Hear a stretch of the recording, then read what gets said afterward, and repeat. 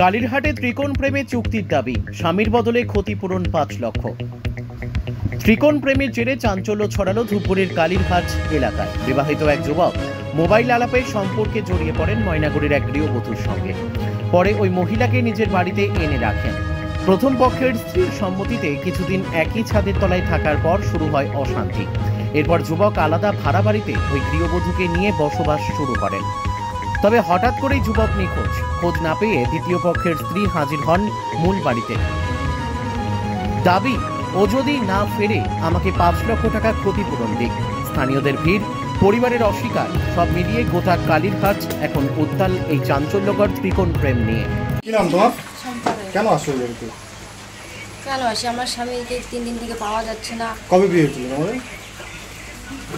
বিয়ে 6 মাস হচ্ছে। বিয়ে তো হয়নি, এমনি ও আমাকে নিয়ে আসে। তোমার কি আগের সংসার রয়েছে? হ্যাঁ আছে। সেই সংসার বাচ্চা আছে? বাচ্চা আছে একটা। ছেলে দিয়ে এখানে আসছো 6 মাস আগে, তারপর থেকে 6 মাস থেকে একসাথেই সংসার করো? এইখানে সংসার করিনি, এইখানে 4-5 দিন ছিলাম। থাকার পরে শিলিগুড়িতে গেছি। শিলিগুড়িতে যাওয়ার পরে 2 মাস শিলিগুড়িতে থাকার পরে এখন রবিবার দিন নিখোঁজ হয়ে গেছে। ওইখানে আমি মিসিং ডায়েরি করছি। এখনো তো কোনো খোঁজ আমাকে শিলিগুড়ি থেকে দিতে পারে নাই, হয়নি এখনো খবর কোনো। তো আজকে এই বাড়িতে কিসের দাবিতে আসছো? এখন এই বাড়িতে কিসের দাবিতে আসি? পাওয়া যাচ্ছে না, তো বাড়িতে শিলিগুড়ি থেকে পাঠাই দিচ্ছে থানার থেকে, যে বাড়িতে যাও, বাড়িতে যেয়ে খবর নাও। বাড়িতে চলে গেছে, হয়তো বাড়িতে নিয়ে যাওয়া হচ্ছে। তো কি তুমি কি ক্ষতিপূরণ চাচ্ছ বলছে বাড়ির লোক?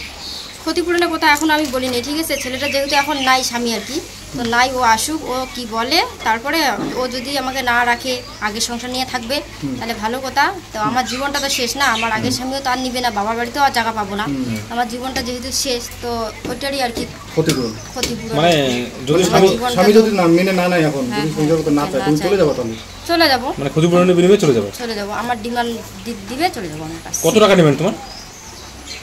কত টাকা দিবেন? ছেলে তো কয়দিন আগে বলছিল নিজের মুখে, হ্যাঁ, যে 3 লাখ টাকা 3.5 লাখ টাকা দিতে পারবো, ঠিক আছে? তো আমার দাবি 5 লাখ টাকা। 5 লাখ টাকা দিয়ে ছেড়ে দিবেন? ছেড়ে দেবো। আপনার নাম? আমার নাম শম্পা রায়। বাড়ি কোথায়? বাড়ি ময়নাগুড়ি, উত্তর ফাগলাবাড়ি। আচ্ছা, আগে স্বামীর সাথে ডিভোর্স হয়েছে? না, ডিভোর্স হয়নি। আগে স্বামীর সাথে ডিভোর্স হয়নি? না।